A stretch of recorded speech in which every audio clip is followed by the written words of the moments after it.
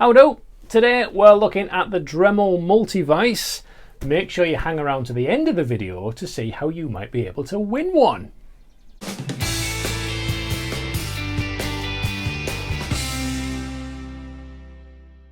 Hi, I'm Chris. Welcome to King Bespoke Creations. So, you need a vise. Is the Dremel Vise any good? What features does it have? Well, let me show you.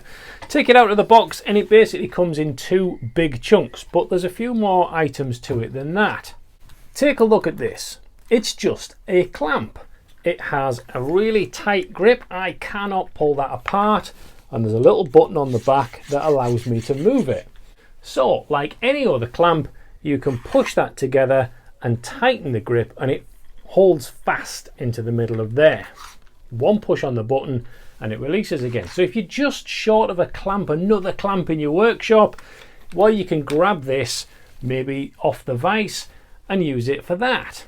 This also has nice flat bottoms on it as well, so whatever it is you're clamping, whether that's for gluing purposes or maybe you're doing some pyrography on there and you just want it held still, it's just going to sit nicely on a flat surface, ready for you to go, with slightly grippy feet on the bottom of there to help you out as well. So we know we can just rest it on top of your bench, dining table, wherever, and it'll hold it together as a clamp. But what if we actually want to use it as a bit more of a vise? Well, that's where this big base bit comes in. So it's really simple. As you would expect, this section just clamps onto the desk.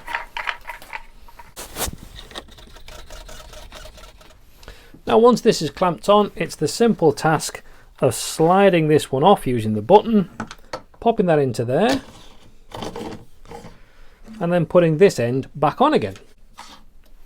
You can then slide this to wherever you want it to be, tighten that up, and it really is stuck in fast. Now these are really wide jaws that we've got on here, so this comes out to almost 8 inches. So when I'm working on a piece like this, as I'm working out to make almost like a chalice cup out of oak, in a normal vise you'd have to try and clamp sideways and that just wouldn't work. In this one you can get it all in that length, nudge it up at that end, give it a tighten, and it's done. Now notice this ball and socket joint at the bottom here. I can slacken that off and turn this to go in any direction I want, which makes it really helpful for me to get to different angles, especially when I come to do some carving on here, that I can reposition this to any direction I want. Now when we tighten this ball and socket up, it gives us a really decent clamp. It's quite sturdy. Now one of the benefits of it moving though is we can make it even sturdier. By slackening this off, we can make it tilt onto the end of the bench, which means as I come through and I want to tap this with a chisel, I'm not just holding the support from the ball and socket joint, I'm also pressing the weight down and using the workbench as well, giving me a rock solid platform to get the chisel into there.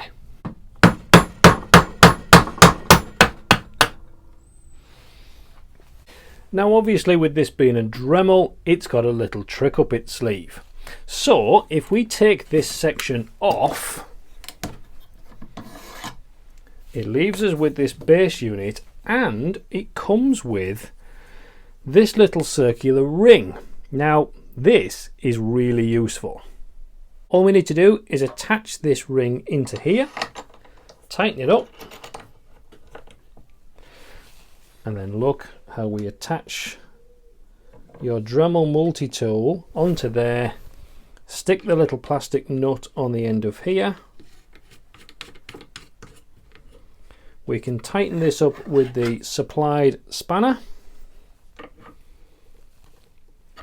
And there you now have your freestanding Dremel.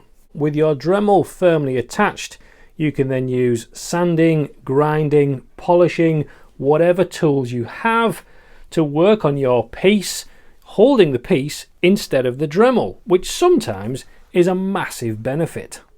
And obviously with that ball and socket joint, that's all still movable to wherever you find is useful. So very quickly in a workshop you can run out of ways to hold a piece of work. Well, now you've got a whole bunch more with one of these. If you want to go ahead and just grab yourself one of these, I'll put an Amazon link in the description. That's an affiliate link which won't cost you any more but helps support this channel. If you just want some more spec information on this tool or any of the other Dremel tools, I'll put a link down for their website as well. But of course, you want to know how to enter the competition. I'm going to make it really, really simple. Subscribe to my channel, subscribe to the Dremel channel, and I'll put a link in the description for that. And lastly, click over the link to my website, sign up for my newsletter. I'm going to send an email like once a month at the most because I'm very busy, but it also gives me an email address that I can contact the winner with. We've got lots more Dremel videos coming up, so make sure you stick around to catch those, and lots of tips and tricks for woodworking, guitar building, furniture building, and all sorts of stuff on this channel. So until I see you again, take care, God bless, bye bye.